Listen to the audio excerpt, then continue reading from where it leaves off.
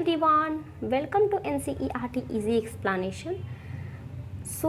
आज का हमारा टॉपिक है पॉलीजेनिक इनहेरिटेंस। इस वीडियो में हम देखेंगे पॉलीजेनिक इनहेरिटेंस क्या होता है और इसके कौन कौन से एग्जाम्पल्स हमारे सिलेबस में मेंशन्ड हैं।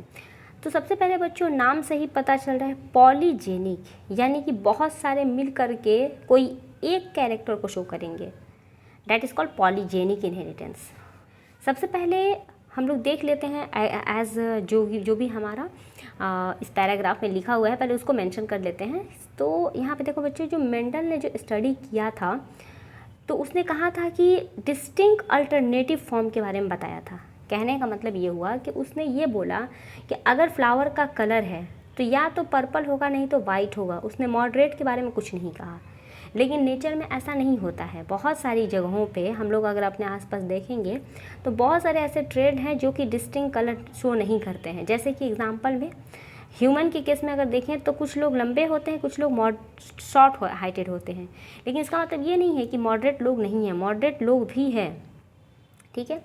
उसी तरह मतलब कि ये जो पॉलीजेनिक इनहेरिटेंस है वो जनरली जो होता है 3 या 3 से ज़्यादा जीन से कंट्रोल होता है।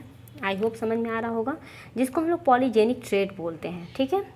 इसके अलावा है कि जो पॉलीजेनिक इनहेरिटेंस को शो करने के लिए सिर्फ मल्टीपल जीन ही ज़रूरी नहीं है, इसके अलावा एनवायरनमेंट से भी पॉलीजेनिक इफेक्ट देखा जा सकता है। मतलब कि एनवायरनमेंट की वजह से भी मतलब जो फिनोटाइप है वो चेंज होता है।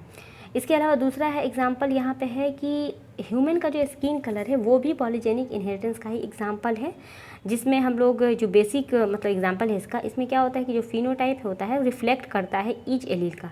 मतलब कि अगर मान लो जो इस ह्यूमन स्किन कलर है वो 3 जीन से कंट्रोल हो रहा है, that is A, B and C। 3 gene है जो कि कंट्रोल करता है ह्यूमन स्किन के कलर को।